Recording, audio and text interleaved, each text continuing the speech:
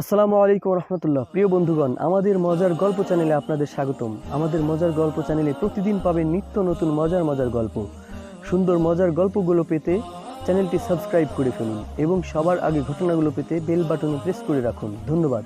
এবার চলুন ঘটনার দিকে চলে যাই। আসসালামু আলাইকুম রহমতুল্লাহ। সবাই ভালো আছো তো? আলহামদুলিল্লাহ।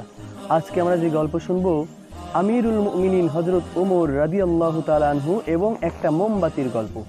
একবার আমিরুল মুমিনিন হযরত ওমর রাদিয়াল্লাহু তাআলা আনহু একটি মোমবাতি জ্বালিয়ে রাজ্যের কোনো কাজ করছিলেন। তিনি তখন রাজ্যের বাদশা ছিলেন। ইতিমধ্যে তার কিছু আত্মীয় স্বজন সেখানে তাশরিফ আনলো। যখন হযরত ওমর রাদিয়াল্লাহু তাআলা আনহু দেখলেন যে তার নিজের কিছু আত্মীয় স্বজন তার সাথে দেখা করতে এসেছেন, কথা বলতে এসেছেন, সাথে সাথে হযরত ওমর রাদিয়াল্লাহু তাআলা আনহু মোমবাতিটা নিভিয়ে দিলেন।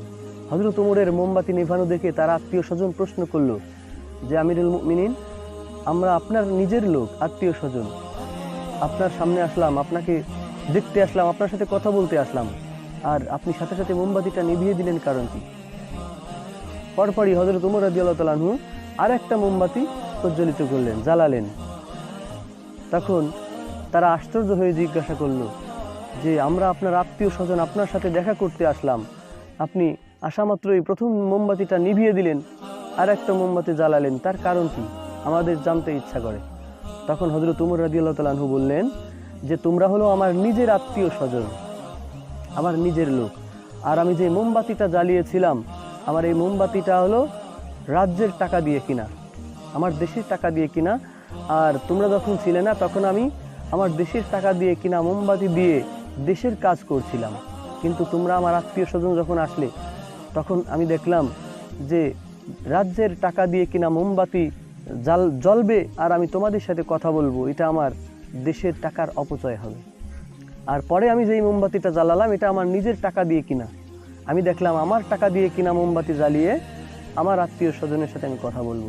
তা না হলে কাল কিয়ামতে যদি আল্লাহ আমাকে জিজ্ঞাসা করে যে, তোমার দেশের টাকা দিয়ে কিনা মোমবাতি দেশের কাজে ব্যবহার না করে তোমার নিজের কাজে ব্যবহার করছো কেন, তখন তুমি কি উত্তর দিবা? এই জন্য আমি ওটা নিভিয়ে দিয়েছি। সুবহানাল্লাহ।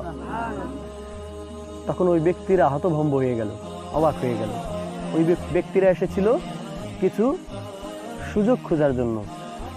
দেখো না, এমপি মন্ত্রী যদি হয়, তার আত্মীয় স্বজন তার কাছে যায় না বিভিন্ন সুযোগের জন্য? আমাকে একটা কার্ড করে দেন, এই দেন, সেই দিন একটা চাকরি দেন, বিভিন্ন কাজের জন্য যায় না? তো ওই লোকেরা হযরত ওমর রাদিয়াল্লাহু তাআলা আনহুর কাছে তারা গেছিল কিছু সুযোগ সুবিধা পাওয়ার জন্য, সুবিধা গ্রহণ করার জন্য। কিন্তু যখন তারা দেখলো যে হযরত ওমর রাদিয়াল্লাহু তাআলা আনহুর তাকওয়ার কি অবস্থা, কত আল্লাহ তাআলার প্রতি তার ভয়, তখন তারা সেখান থেকে ফিরে গেল। আর কিছুই হযরত ওমর রাদিয়াল্লাহু তাআলা আনহুর কাছে যাওয়ার মতো সাহস পেল না। এই ছিল আমিরুল মুমিনিন হযরত ওমর রাদিয়াল্লাহু তাআলা আনহুর অবস্থা। সুবহানাল্লাহ।